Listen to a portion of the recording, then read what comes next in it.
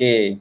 Assalamualaikum, selamat pagi bro-bro sekalian. Okay, so hari ni Selamat kita akan pagi. teruskan dengan hashtag ini cerita saya BTS ataupun behind the scene, di mana macam saya cakap minggu lepas lah, kita akan berkongsi dengan kita punya viewers cerita-cerita di sebalik tabir Yayasan Peneraju, kaki tangan Yayasan Peneraju, macam mana kita melahirkan melahirkan dah lebih 40,000 penerima faedah setakat ini sejak tahun kita mula beroperasi iaitu tahun 2012. So towards celebrating our 10th anniversary next year, so kita nak berkongsilah kisah-kisah inspirasi-aspirasi dari warga Yayasan Praju sendiri. So hari ini kita akan ada 2 orang, boleh kenalkan diri, departmen mana dan berapa lama kerja dekat Yayasan Praju. Silakan. Okay, Assalamualaikum. Selamat pagi semua penonton. Hashtag ini cerita saya, behind the scene. Nama saya Muhammad Syakir Muhammad Sarip. Boleh panggil saya Syakir. Saya di bahagian Program and Service Delivery Management dan saya bertanggungjawab untuk menjaga program-program berkaitan dengan teknologi. Okay, Assalamualaikum warahmatullahi wabarakatuh. Selamat pagi kepada semua penonton-penonton dan pilih hashtag ini cerita saya versi BTS, bukan BTS Korea ya, tapi BTS behind the scenes, warga Yayasan Peneraju. Nama saya Muizzuddin Muhammad Farid, berkhidmat sama seperti saudara Syakir iaitu di Program and Service Delivery Management PSDM, merupakan nadi pengoperasian program-program pembiayaan bagi pihak Yayasan Peneraju. Saya rasa saya dah berkhidmat di Yayasan Peneraju hampir 3 tahun. Saya menguruskan program-program profesional keuangan dan perkhidmatan perniagaan. Okay, so PSDM Program and Service Delivery Management. So macam Muiz cakap tadi, apa nadi pengoperasian Yayasan Praju. So apa benda kisah ataupun cerita yang korang nak share dekat kita punya viewers? Okay, so basically kalau macam tadi Encik Muiz dia dah berkhidmat selama 3 tahun. Kalau macam saya ni 2 tahun pun tak sampai lagi, baru setahun lebih. Cuma bila masuk tu dulu saya bertanggungjawab untuk jaga macam-macam jenis program juga lah sebenarnya kan. Tapi lebih kepada program yang berasaskan skill. Dan tahun ni dapat tanggungjawab baru untuk jaga program-program yang berkaitan dengan teknologi.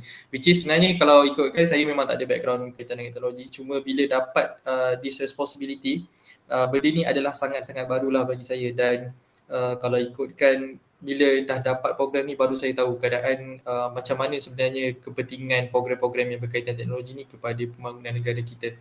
Okay, macam kalau dulu sebelum saya bekerja di yayasan ni, saya suka kerja dekat yayasan ni sebab dia ada impak. Kita boleh berkhidmat dan khidmat kita tu nampak impak dia secara terus tau. Jadi kalau macam contoh engineer ke arkitek ke, mungkin dia punya impact tu adalah dia punya hasil dia adalah dapat bangunan kan, dia dapat structure, dia dapat itu ini kan. Tapi kalau bila misalkan kita bekerja di Yayasan Peneraju ni, dia punya kepuasan dia punya impact dia punya hasilnya adalah pembangunan kemanusiaan tu sendiri. Jadi bila saya diberikan tugas khusus untuk jaga program teknologi ni, dia lebih khusus kepada pembangunan insan tapi daripada aspek kemahiran teknologi. Jadi bila saya dapat tugas untuk jaga program teknologi ni, kita tengok rupanya dekat Malaysia ni teknologi kita ni masih lagi sebenarnya belum lagi memuaskan kalau dibandingkan dengan negara-negara jiran kita kan. Jadi itulah sebenarnya kata Yayasan Peneraju ni sangat penting, terutamanya kepada komuniti Bumi Putera di Malaysia. Bumi Putera di Malaysia ni sebenarnya kalau ikutkan berdasarkan data daripada DOZEM, dah dekat 70% komuniti di Malaysia. Jadi misal kata kalau daripada 70% ni yang menguasai bidang teknologi pun amat sedikit. Jadi itu amat membimbangkan lah. Dan masa sekarang ni kan dengan masa pandemik, masa COVID apa semua ni, memang kemahiran berkaitan dengan teknologi ni sebenarnya sangat-sangat penting. In fact sekarang yang berniaga tepi jalan pun, orang yang berniaga dulu jual apa ke semua sekarang ni, kalau misal kata tak ada pengetahuan berkenaan dengan teknologi, bila nak kembangkan bisnes sangat susah. Jadi sekarang ni di Yayasan Peneraju kita wujudkan program teknologi supaya lagi ramai Bumi Putera, lagi ramai orang di luar sana yang boleh mempunyai pengetahuan kemahiran teknologi, boleh orang kata kuasai bidang teknologi ni, dan kita terus bersainglah dalam pasaran global. Sebab dengan teknologi ni dah sebenarnya kunci untuk kita di Malaysia ni daripada negara membangun kepada menjadi negara maju. Okay, jadi bila tengok dalam program teknologi ni, saya tengok kita punya pemohon kan, sebenarnya Bumi Putera kita ramai yang berpotensi. Cuma mungkin daripada segi akses kepada training tu mungkin kurang, sebab nak jalani program-program, nak join program-program berkaitan dengan teknologi ni, satu sijil pun dah berapa belas ribu, puluh ribu kadang-kadang kan. Jadi oleh kerana itulah, bila saya bekerja dekat Yayasan Pelaju, jaga pula program teknologi, tahu pula dia punya funding dia punya funding value dia sangat-sangat tinggi, dan bila kita lepaskan ataupun kita luluskan scholars tersebut, dia dapat join program dan habis je program dia berjaya, itu sangat-sangat memberi kepuasan kepada saya lah kan. Dulu sebelum kerja di Yayasan Pelaju, saya kerja dengan NGO selama 5 tahun. Dan waktu tu ada pengalaman lah, kita turun field, kita jumpa betul-betul komuniti dekat dalam kawasan pedalaman, kawasan orang asli, kawasan miskin bandar dan sebagainya. Dan waktu bila saya masuk ke Yayasan Pelaju ni, bila ingatkan balik pengalaman-pengalaman dulu tu, compare balik dengan sekarang ni, rasa memang sebenarnya kita perlu banyak lagi usaha, kita kena banyak lagi improvekan kita punya Bumi Putera, supaya yang dah senang, kita make sure dia dapat bantu yang susah kan, melalui teknologi kan. Mungkin orang-orang yang dekat bahagian pedalaman, mereka ni tak ada akses teknologi. Jadi kita punya scholars ni pun selalu saya ingatkan kepada scholars Yayasan Pelaju waktu kita punya briefing kan. Bila kita dah berjaya ni, jangan jadikan kejayaan tu hanya untuk diri kita sendiri, tapi jadikan kejayaan tu untuk kita bantu orang lain, untuk kita jayakan orang lain pula kan. Sebab itu mungkin kalau macam orang Islam, itu adalah bekalan kita di akhirat nanti. Jadi bila kita dapat kelebihan, kita dah orang kata dapat pembiayaan daripada Yayasan Pelaju, kita dah dapat akses kepada pendidikan yang profesional, kita dah ada certification, kita dah dapat kerja yang baik, dapat gaji yang tinggi, dapat dapat mengumpulkan harta tu, make sure kita ada bagi manfaat kepada orang lain, kepada masyarakat kan, terutamanya yang susah. Macam dulu pernah juga pergi ke area-area pedalaman dekat Sabah kan. Dekat sana nak dapat line telefon pun susah. Jadi siapa yang sebenarnya bertanggungjawab selain daripada pihak kerajaan, selain daripada agensi-agensi kerajaan? Kita semua sebenarnya yang bertanggungjawab untuk memastikan semua orang terbela nasib dia. Macam contoh, kalau anda dah tonton Yayasan Pelaju punya session ini cerita saya behind the scene, anda semua sebenarnya ada tanggungjawab untuk menyebarkan tentang program-program Yayasan Pelaju. Mungkin dalam kalangan kawan-kawan anda, dalam kalangan rakan-rakan anda, mungkin sebenarnya ada yang berpotensi untuk jadi scholars kami. Jadi bila anda cerita kepada mereka, mereka dapat tahu, oh ada wujudnya Yayasan Pelaju, ada wujudnya funding berkenaan dengan program-program macam ni. Bukan setakat teknologi, banyak lagi sebenarnya yang kita ada. Kalau nak tahu lebih, boleh tengok kita punya website. Dan kalau mereka dapat tahu melalui anda, mereka join this program, kemudiannya berjaya pula lepas tu kan, dapat certification lah, dapat gaji tinggi dan sebagainya, anda sebenarnya dapat saham juga. Bukan dia saham dekat dunia lah, saham dekat akhirat. Okay, insyaAllah. Saya pass the floor to Cik Wiz. Silakan.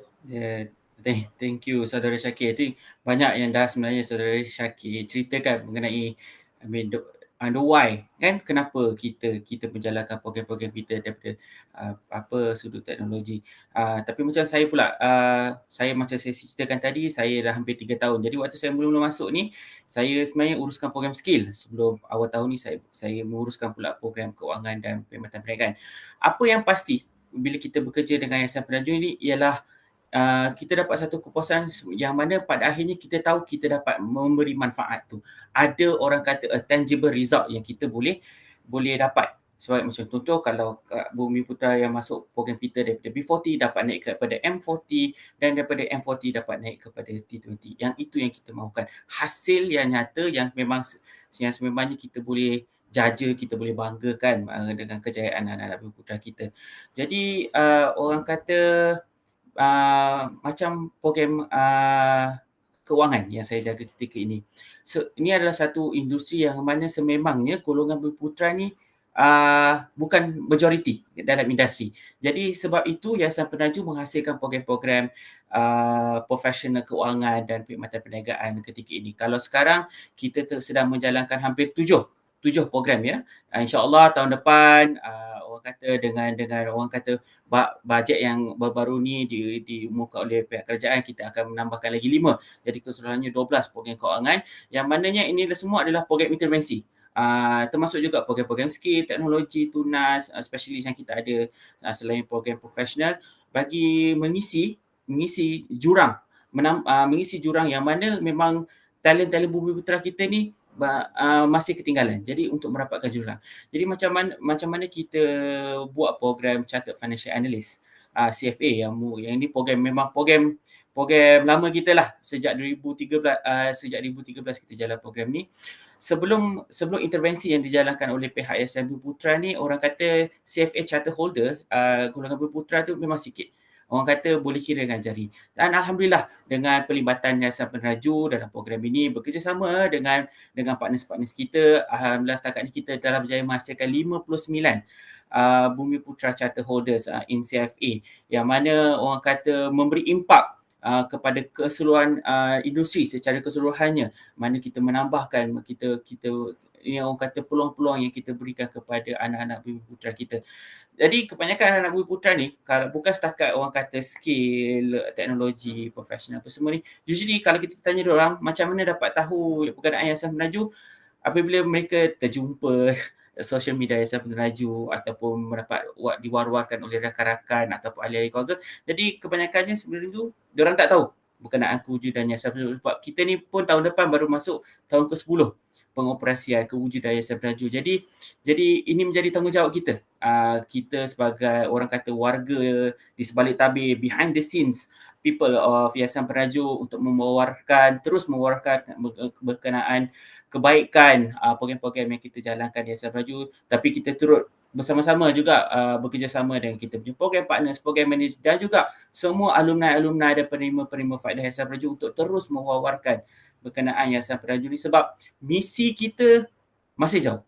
Perjuangan orang cakap perjuangan untuk terus meningkatkan kualiti, meningkatkan kehidupan anak-anak Bumi Putera kita melalui pembiayaan yang kita tawarkan tu masih jauh.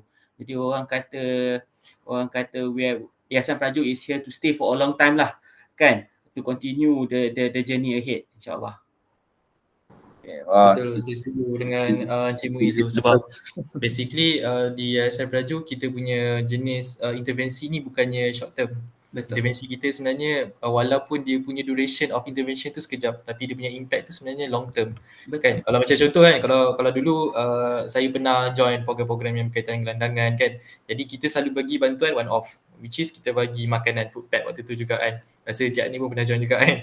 Jadi bila dalam Yayasan Peneraju ni kita bagi kata pembiayaan kan kepada orang yang nak belajar, ilmu ni kita sekali kita dah dapat, kalau diamalkan, kalau digunakan pakai, insya-Allah berkekalan sampai bila-bila.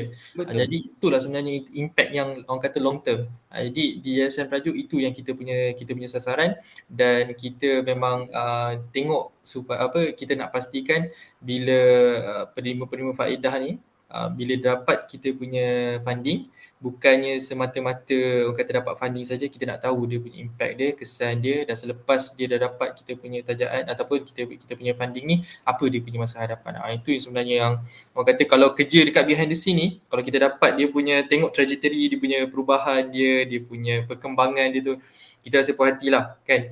Walaupun kita macam kami behind the scene ni kan, kita kadang-kadang kita pun taklah se-technical mereka dalam dari segi, contoh saya jaga teknologi kan, ada program data analyst lah, data cyber security engineering lah dan sebagainya.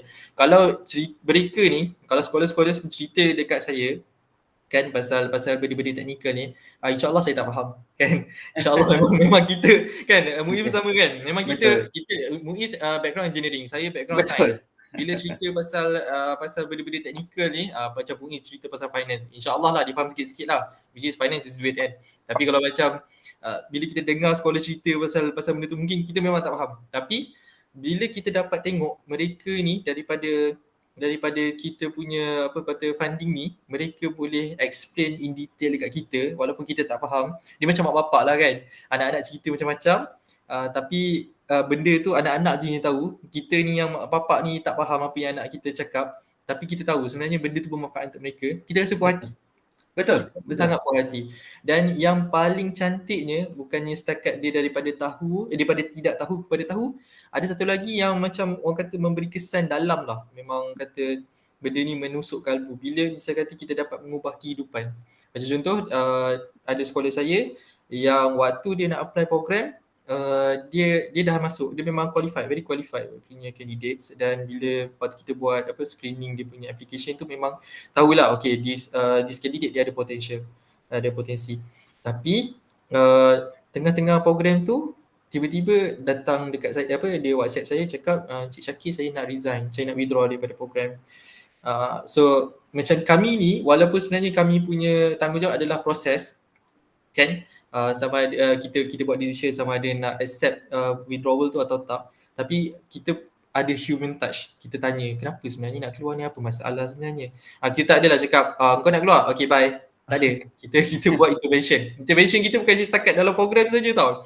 Kita memang lebih kata individualistik lah. Kita macam betul-betul tanya touch dia, apa masalah you sebenarnya.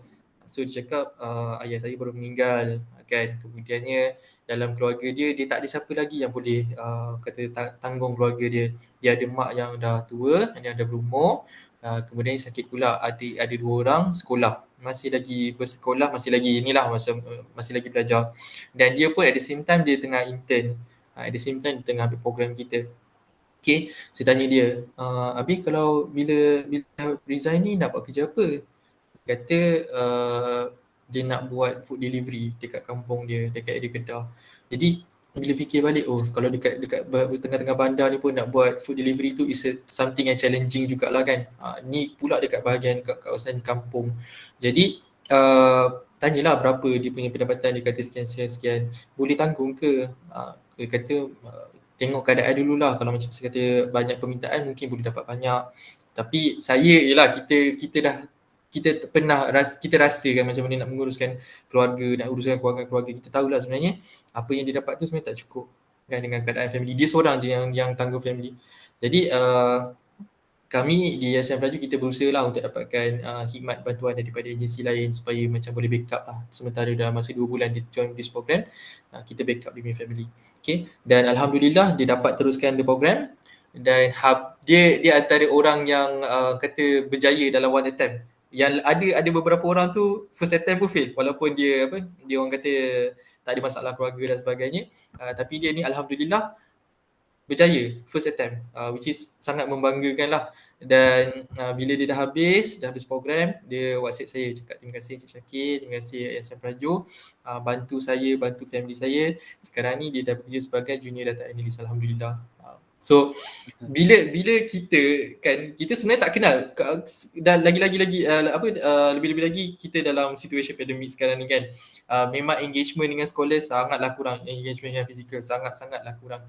Saya pun tak pernah jumpa dia ni, saya tahu muka dia pun daripada resume kan, tak pernah jumpa in person, tapi kita banyak communication kan, walaupun through WhatsApp. Dan daripada dia orang kata tak boleh nak sara family dia, ataupun boleh sara family dia tapi dalam keadaan yang tak mencukupi, join this program, dapat certification, dapat kerja yang bagus, dapat gaji yang okey, at least boleh tanggung dia punya family kan. Dah orang kata lepaslah beban untuk tanggung family tu.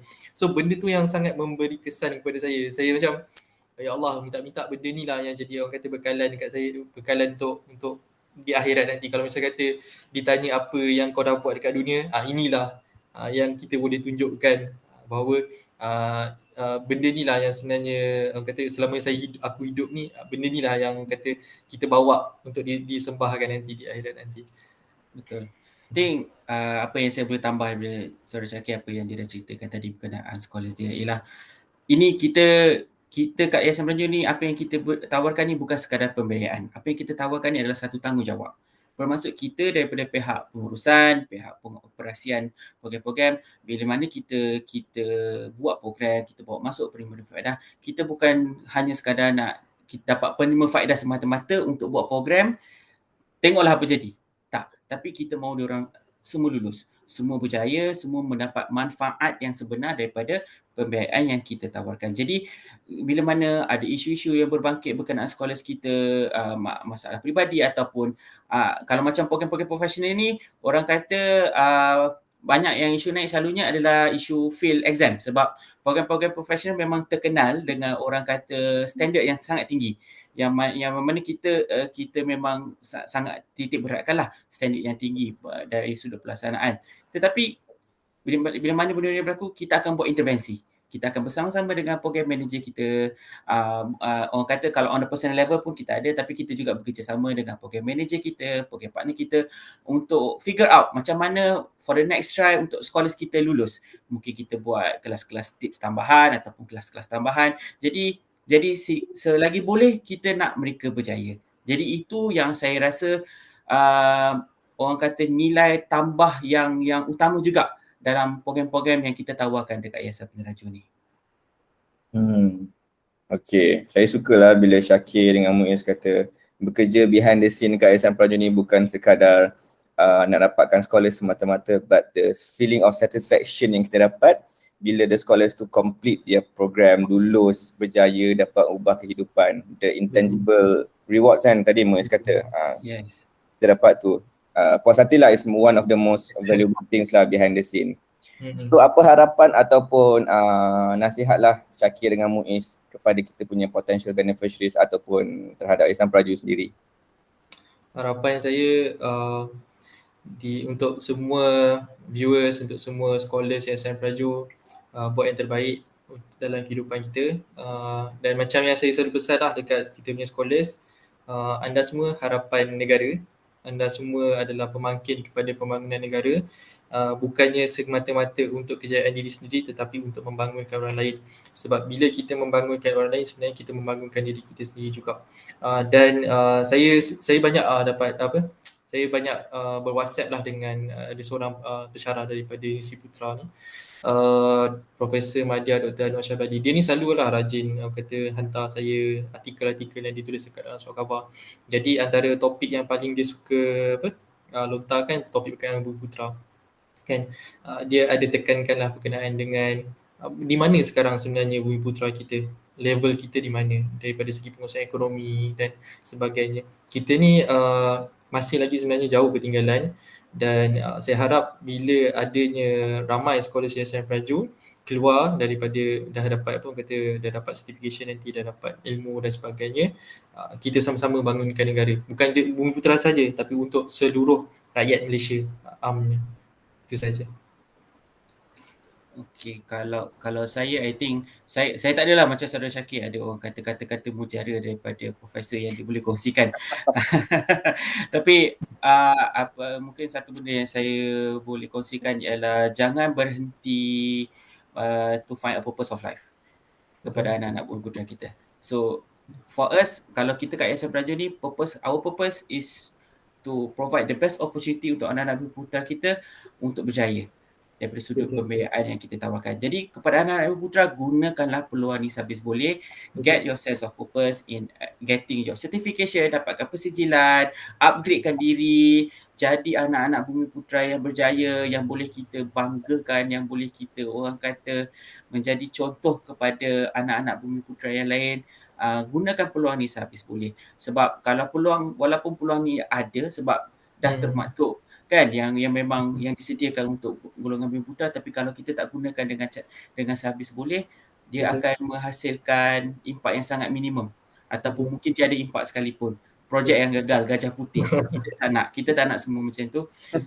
You guys orang kata penonton-penonton semua bakal kalau ada yang sini berminat nak mengambil pembiayaan daripada Yayasan Peneraju, take this chance, gunakan peluang ni sehabis boleh. InsyaAllah we will assist you to be successful. InsyaAllah kita yang BTS dekat Yayasan Peneraju. Betul. Okay, ringkas tapi padat masing-masing punya cerita hari ni. So I guess that's it kot. 30 minit kita dah kongsikan from Syakir dengan Muiz. Terima kasih again Syakir dan Muiz sebab sudi jadi tetamu minggu ni. InsyaAllah hari Rabu ni kita akan bersama tetamu yang lain pula dari Yayasan Peneraju juga. So insyaAllah kita jumpa lagi di episod seterusnya. Terima kasih. Assalamualaikum. Waalaikumsalam. Bye-bye. Buat live